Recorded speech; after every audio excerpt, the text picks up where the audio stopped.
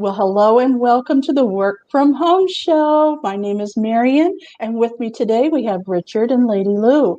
We're going to be talking about working from home. I want to help you find a job, create a job, or, side hustles are all the rage now, right? Yeah. Everybody's heard of side hustles. Hey, everybody. Hi. Hello, how are you? Great. We're all fine, Richard. This is Richard Law. He's from Florida and he is a service field instructor. No, tell me what it is your title. Field service inspector. Field service inspector. And it's a fascinating thing, just what little bit I know about it. So, Richard, we welcome you to the show and we're excited to talk to you about this. So, what got you into this kind of a field? Well, I started out as an independent contractor, like everyone does who starts out in field services. And going back actually a couple of decades, I was working for a company in Falls Church, Virginia called E-Systems, and doing some contractor work there for the Defense Department. And I decided to leave there after 5 years and just go out on my own. I had a real estate broker's license, and so I wanted to get involved with real estate. And I found that in the wintertime in Virginia, there's a lot of snow, and people aren't really looking to buy a house when there's snow on the ground. So I looked at a ad in the Washington Post, a woman in Maryland named Donna Coletta. She was looking for a field inspector in Virginia. So I started working with her. And it was pretty easy, and it was just some extra income for me. And so I learned how to do all the inspections. I also did a little bit of property preservation, and I just kept going and growing and growing my business up in Fairfax, Virginia, and it worked out very well. Oh, wow. Fantastic. I'm so glad that you're here today. This is the Work from Home Show. We're going to be talking about opportunities. We're going to be talking to Richard about, maybe teaching us how we can be a field service inspector. So before we do that, I want to go into a little bit about what we do here at Work from Home. So things that appeal to me may not appeal to you. So we have how many weeks now, Lady Lou, of this show? This is 39. 39 weeks of talking about opportunities for you to work from home. Why is that important? Well, we just found out that you might get laid off unexpectedly, a world pandemic. Who knew? And we thought it might last a week, 2 weeks, and here we are, how many months later? And we're still not completely over it. And, things could happen.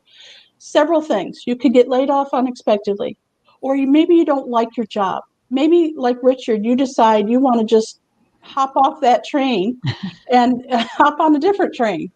And so I want to be able to give you both jobs where you actually have to do the work that they're assigning to you. You might get some benefits. You might get, some opportunities to work for a company and climb the ladder if that's what you want. But you're going to be able to work from home because that's what we're offering here on this show, a remote either job or an opportunity to work for yourself. So that's why we talk about side hustles, and that's why we talk about creating your own business from home. Now, that doesn't mean that you won't go out into the world like what Richard's talking about here. He's going out into the world, taking pictures, filling out forms, inspecting, and then he's probably using his own computer to take that information to the person that hired him. So he gets to decide whether he wants to do that or not. If you're working a job, you probably don't get to decide. You probably have to do whatever you're told to do. And that's okay, because some people really like that. They like clocking in at a certain time and clocking out at a certain time and then leaving that behind. And I want you to know that that's okay. So the first two things that I'm going to talk about today are opportunities for you to do your own thing or work for a company, either one. The first one, I'm going to pull up a little slide here. I think it's really important to think outside the box. So this company is called GrowFlow. Now, GrowFlow is in the industry of marijuana. No, they don't call it marijuana. What do they call it? Hemp. Hemp.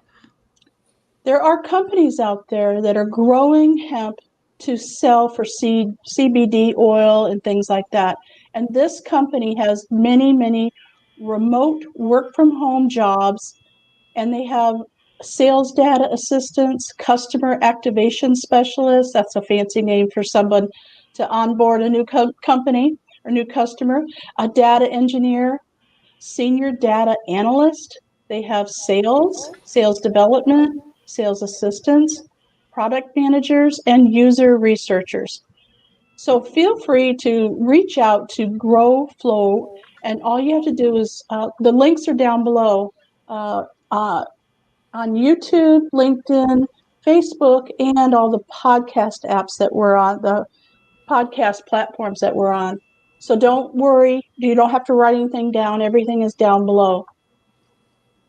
Now remember, we research every job that we bring to you so that you don't have to worry about whether or not this is a real company or a real opportunity, okay? I want you to know that. It feels very good for me to be able to do that for you, to make sure that you have what you need when you need it, and not a false promise. So the second company that I want to bring to you today is called, what is it called? Why is it? I didn't put the name of it on here, did I? It's called Study Pool. Now, this company is very interesting in that they have people that just have a talent for different things. Like, let's say, like Richard, you know all about field inspecting. You know all about it. Well, if somebody has a question about that, they're willing to pay you. Now, notice that it says earn up to $7,500 a month, but over on the right-hand side, it's showing you that there are people who are earning $494,000 a year for the highest earner. So there is opportunity, and not just for people tutoring, but also people that are answering questions. And you get, I looked into it, and it's kind of hard to describe, but basically what it is you go on there and they have an app, and when people ask a question, you get a notification if it's in the industry that you're looking for. And if you want to answer that question, it's a bidding process. You want to answer that question, then that's it. It's a question. You're going to answer it because you already know the answer. Like if you're a math tutor or you're a history buff, there's so many things. Please go and look at it. I think you're going to be quite surprised and very happy that you did. Because everybody knows something about something, right? That's right. We all do. Everybody's an expert. Mm-hmm. We do. Doesn't that sound interesting? Lovely. It does. I like the one with the cannabis. Yeah. Well, me too. I want to grow it. Yeah, let me support them because that's cool. I've never used it, but I might smoke more than I produced or sold. I wouldn't be good for the company, probably. Test it out to make sure it's okay. Yeah, that's right. This stuff is really strong. We'll put extra duty over here. Now, Marian, you said you check out every company. How did you check out the cannabis company? I do my research online, Richard. I did not smoke any. I did not visit any of the farms, but that doesn't mean I won't. Okay. Everything said here is the truth, right? Oh, yeah. Good. Yeah. Yeah. Yeah. To the best of our knowledge. One of the things that I do is I go to Glassdoor.com. And even though I don't have a graphic to put up here for you, if you just go to Glassdoor.com, you're going to see that you can put in the search bar remote. And it'll say jobs or companies. There's a lot of different things that you could search for besides jobs. You could search for a company. And it gives you the amount of money that people are reporting that they're getting. Okay, so that's one way that I research, is to go to Glassdoor, because former employees, and it is anonymous, Glassdoor knows who you are, but they're not going to tell the general public that, it's you. So if you're still working for the company, you can still report that you're making this amount of money. It's pretty interesting. Glassdoor.com, I highly recommend it. And you can go to Glassdoor and do a search for remote jobs, and thousands come up, thousands. And it tells you how much they're going to pay you there. Not from the company, but from people who are working there or have worked there in the past. It's pretty cool. Yeah. I've used Glassdoor before myself, looking at companies. If you're an independent contractor and a company wants to hire you, it's a good idea to go up to Glassdoor and read the reviews from their employees. And if the employees don't like the company and you're an independent contractor, you're not going to like the company either. So Glassdoor is a good place to do some research, as you said. Yes, Perfect. I agree with that. I love Glassdoor. I think whoever invented it was really something special. Now, before we turn it over to Richard and drill him for every question we can possibly think of for field service inspector, I want to tell you about one more, and we're going to go over this next week. But there is a company out there called Profit Factory. And you can go to profitfactory.com. I don't have any more information for you right now, but I think if you're really serious about getting the job today, you might want to look into it if you're thinking about like virtual assistant type of work, like typing and virtual assistant type work. So go check that out, and we'll talk more about it next week. Good. Now, we're going to drill you, Richard. Yeah, I'm starting to sweat already. I know. I am too, just thinking about it. I am very, very excited to bring this to our work from home audience because I think it's something that a lot of people would be interested in, but like Lady Lou, she's never heard of it before. Most people have never heard of this. Start off by telling us, what is it? Well, field services is where you're actually the eyes and the ears for a company. They want you to go out and look at something, examine something, and report your observations back. Some of the more interesting ones that I've done is when I lived up in Fairfax, Virginia, there was a Washington Ferrari dealership out in Sterling, Virginia. And sometimes someone's going to be buying a used Ferrari, and they just want someone to go out to the dealership and take some photos of it and get some of the, the specifications on it. Does it have any extra gauges inside? What kind of wheels does it have? That type of information. So I would usually go out to the Ferrari dealership out there probably not too many times, maybe 3 times a month, and go out there and I talk to the same salesman usually each time. And we'd look at the car, and I would take photographs of the all sides of the car, the interior. We would go through the different wheel sizes and engine size and all those specs, and the dealer would just read them off to me, and I'd check a block. So I didn't need to know much about cars. They would have to start it. They would be asked to start it, and you didn't look at the engine. You looked at it, you took a picture of it, but you didn't listen for knocks. You didn't look for leaking oil. You didn't look for any of those things. It was pretty straightforward. And those were interesting inspections. I can say that I've actually sat in a $400,000 Ferrari. And, it was very nice. Take a picture of me in here, please. Yeah. In fact, I went out there one time after I'd been doing it for a couple of years and held up the checklist and said, hey, things have changed a little bit here on this checklist. Now they want me to take the vehicle out and drive it for 72 hours. 72. And he looked at me and he says, there's no way, I was kidding with him. He says, there's no way that you're going to take this car out of the showroom here. Oh, you had it going, Richard. But that would have been nice if they'd allowed it. I'd have to up my insurance with USAA for sure. I'd have to learn how to do a stick shift. Yeah, well, now a lot of them are automatic, Oh, they are? Yeah. Oh, yeah, sure. A sports car that's automatic. That's my speed. And Mustangs are now, they have the electric Mustangs out, all electric. So things are changing. Oh, good. Yeah. But I that's just love one type inspection. There's many other inspections, and almost all the ones you get are what you call entry level. The company is going to provide the inspection form. There's nothing that has to be created. And then they're probably going to spend maybe 5, 10, 15 minutes with you on a telephone and just walk you through an inspection of what needs to be done. If there's photos, what kind of photos what of. And so they're pretty straightforward. And I can, I can go back and cover some more different type inspections if you want. We have some time. Yeah, because basically, if you're a newbie, they tell you, well, I need to know a checklist. So all you do is take your checklist with you. Is that how it works? Yes, yeah, pretty much so. And a camera or your phone. I'll give you another example, a quick one.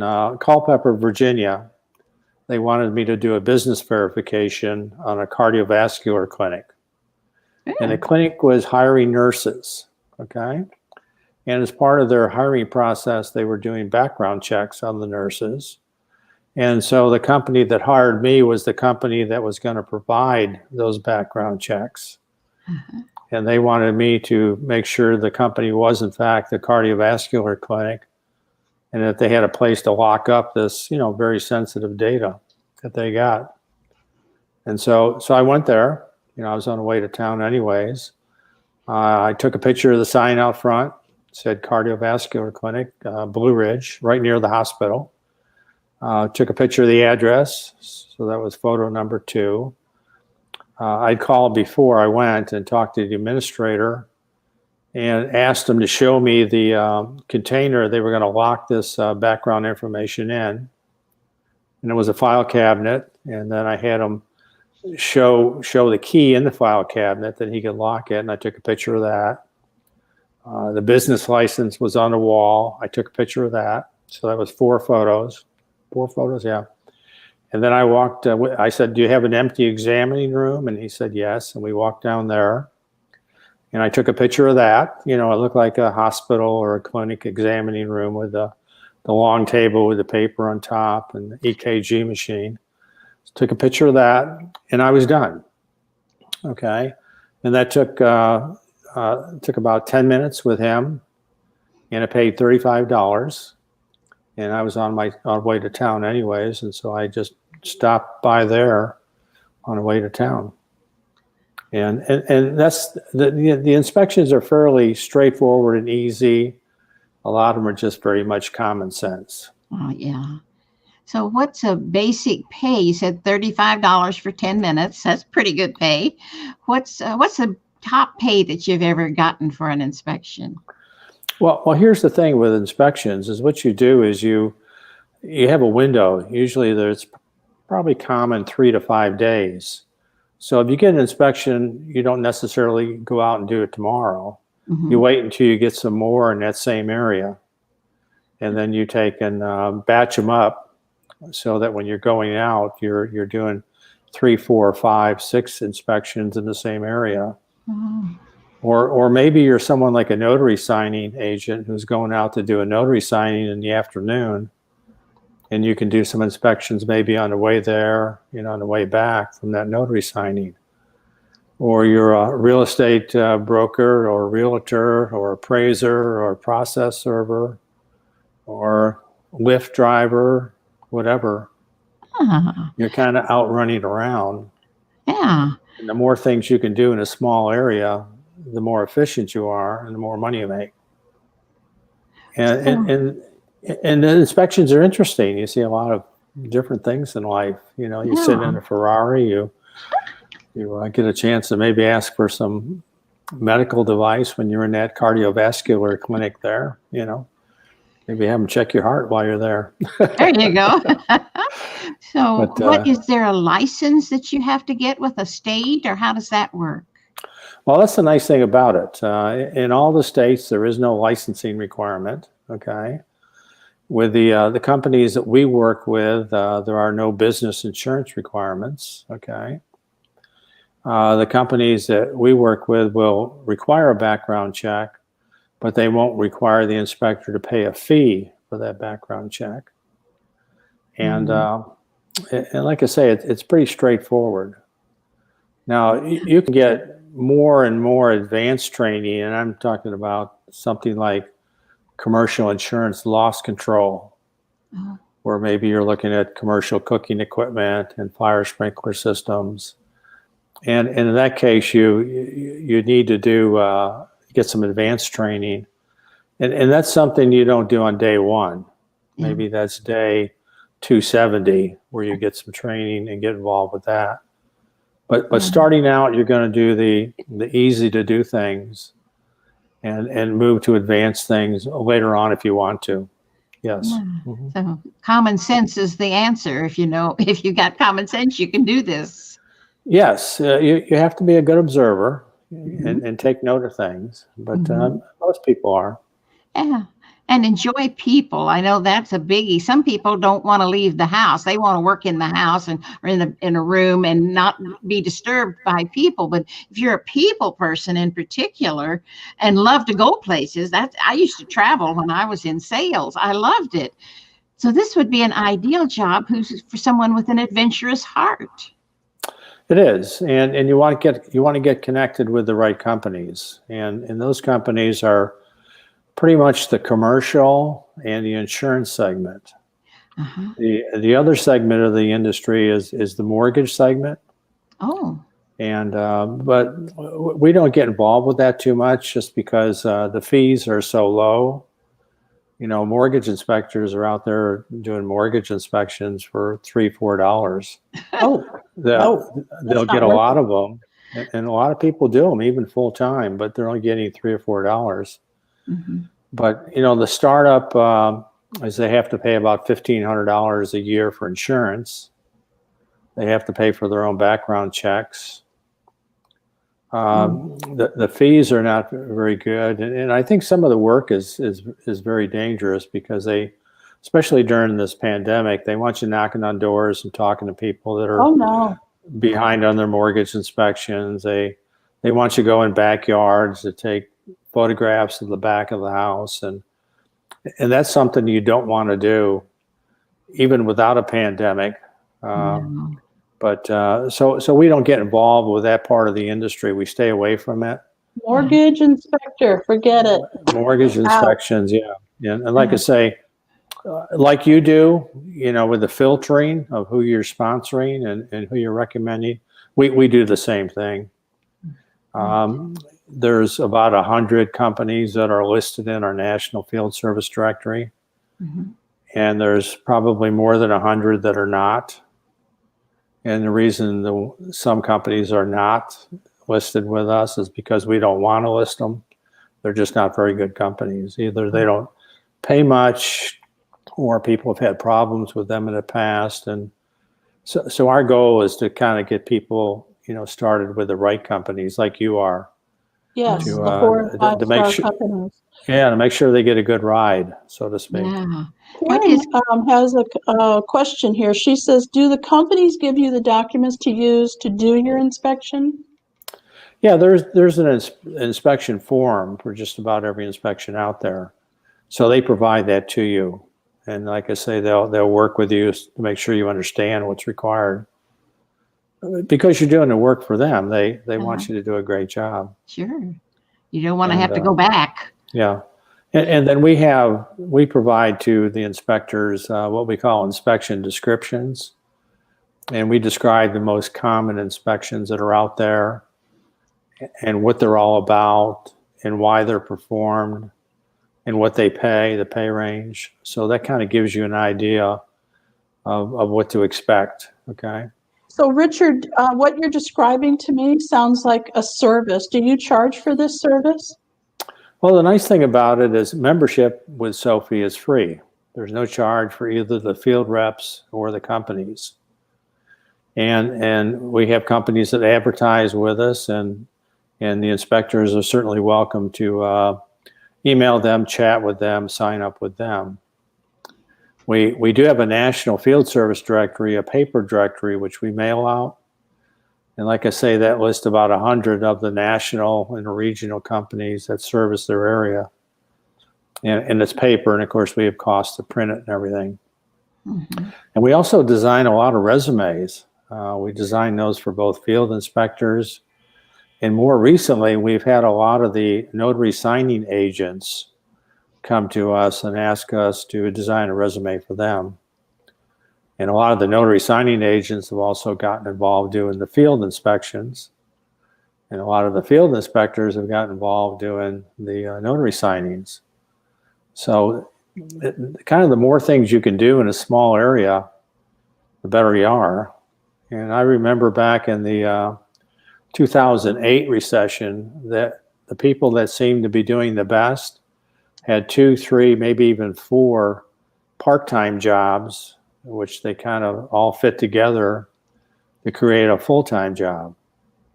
And that recession we had back then just didn't affect them that much because they kind of had a backup to the backup to the backup to the backup. And when you're self-employed, you need a lot of backup plans because who knows what's going to happen, in Yeah. 2021 or 2027 or whatever. Yeah, you don't want to Richard, put all your eggs in one basket. isn't that That's the right. truth? Yes. And I don't want to interrupt, but I just want people to know, if they've never heard of Sophie before, what you're talking about. So on the bottom of the screen, I'm showing your information. So your phone number, your cell phone number, your email, your website is 13easysteps.com, and you have a Vimeo account. So what is Sophie? That is not listed there. Well, Sophie is, if you go up to the website at fieldinspector.com, and that's a very popular domain. We've been asked several times to sell it to companies, and we've refused. But fieldinspector.com is for field inspectors.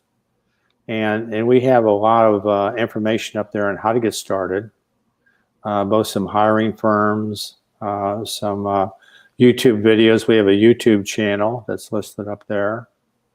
We have a Sophie University, which has audios and help documents and videos on the industry. We show a lot of the resumes that we've created up there for both inspectors and notary signing agents. So there's just a lot of information up there to kind of help you get started. Wow. There's also a link to sign up. Like I say, membership is free. Mm-hmm. And we're there to help people out. We answer our phone, and we just kind of, make sure people feel comfortable before they, even get started. Right. So as I understand it, then there's no licensing in the States generally, and that you do need to get insurance. Now, is it like being bonded? Is that the kind of insurance you're talking about? No, it's for the commercial and the insurance inspections. They don't require anything like an E&O insurance or a liability insurance. Oh. But like I say, if you get over on the mortgage side, the kind of the problem side, low fee side, they do require insurance. Yeah, we don't want them. Yeah. But we want the easier one that, it doesn't require any insurance. Oh yeah. Mortgage. Wow, it's just amazing. Then you've got almost anything you can imagine that needs a field inspector, and you can pick and choose your job. Is that what you're saying? Pretty much. You find what it's life is all about finding the things you like. Yes. And getting more, and finding the things you don't like and avoiding it. And you can use that in your personal life, your business life, or whatever. It works all the time. I love that. A lot of people don't learn from their mistakes. Isn't that the truth? Oh my! There's a company there in Houston called Douglas Guardian. They do collateral inspections. Oh. They actually will hire people as employees. Okay. Oh, there you go. And not necessarily full-time employees, but a part-time employee. And they do what's called collateral inspections or floor plan inspections. Uh-huh. An example is you might go to a music store and see what products that they've got out on consignment there. Mm-hmm. You might go to a John Deere dealership and looking at what they have on the floor as far as inventory on tractors and mowers. The same thing with outdoor power equipment, chainsaws, weed whackers. I used to go to a Leesburg dealership in Virginia that had construction equipment there. And all I had to do was go and look for serial numbers on different pieces of construction equipment, and then pick off the number of hours that were on the equipment. Most of them had 0 hours. Oh. And if there was something not on my list, I would ask the question, where is it? And they would say, it's maybe out on consignment. Someone's testing it out. And I'd ask for a piece of paper showing who was testing it and how long they've had it. I've done boats, boat dealerships, looking at boats and outboard motors. And these are called floor plan inspections or collateral inspections. They just want to make sure that all those John Deere tractors have not gone to Brazil. and no one's been told. Yeah, that happens. So you're just checking honesty, I guess. Oh my gosh, there's so much to this job. I mean, it's a heaven for people who love variety. That would be me, okay? Me. I'm very interested, and I can't wait to get started. And I filled out my form, and I got to one of the reasons why it's so important to know people like you, Richard, is because I didn't know how to answer some of the questions. Like, what am I interested in? Well, I don't know what's available. I mean, it was a hard thing for me to fill out because I didn't understand what it was that I'd be doing. So I'm really eager to go to your website, which is fieldinspector.com. That's it. Fieldinspector.com. Mm-hmm. And that takes you to the SOFI. That's yes. What you were talking about earlier, right. SOFI. I'm sure that has something to do with field inspections. And you said you have a list of companies and you have information there. You might have some ebooks, it looks like, that where people can really learn more about what this is. We can't possibly cover it all in a 30-minute show, but I did want to introduce it to our audience. And Richard, is there anything that you would like that we didn't ask you that you really need to let our audience know before we leave? Well, I would just say your best bet is just to kind of, do your research, like you said, and just kind of investigate. You can go up to fieldinspector.com and you'll see a lot of information up there you can read. We have products up at the SOFI store that you can purchase to make that easier for a startup. Oh, wow. Everything that we offer has a satisfaction guarantee. And we're also rated A+ with the Better Business Bureau. And we're not afraid to answer our phone. Call us and, we'll be happy to talk to you. If you miss us, we do have to brush our teeth, take bathroom breaks, and eat from time to time. So if you miss us, leave a message. Yeah. And we'll call you back.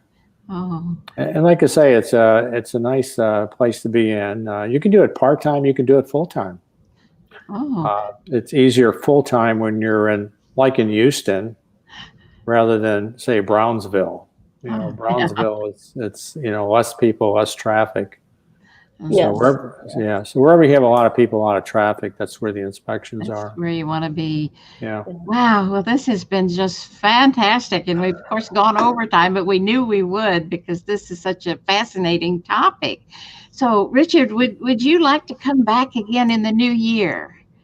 Sure, we can do that. Oh, no I'd love to have you back because I think more people need to know about this because there are so many of us who don't want a 9-to-5. We want something where we can get out in the sunshine, go places, meet new people, and have some fun.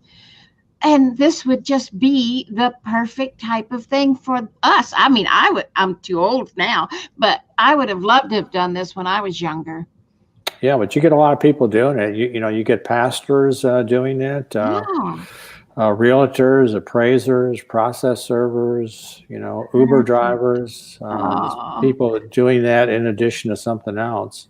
I even had one time a Secret Service officer that he didn't. He worked, a couple days a week for the Secret Service in D.C., and he was looking for some extra stuff to do. Perfect. And so. Wow. Thank you, Richard. Thank you, Lady Lowe. This has been a fantastic opportunity. It has. Remember that all the information that we talked about today is going to be in the description down below. We're on LinkedIn, Facebook, YouTube, and now all the podcast platforms that you could possibly imagine.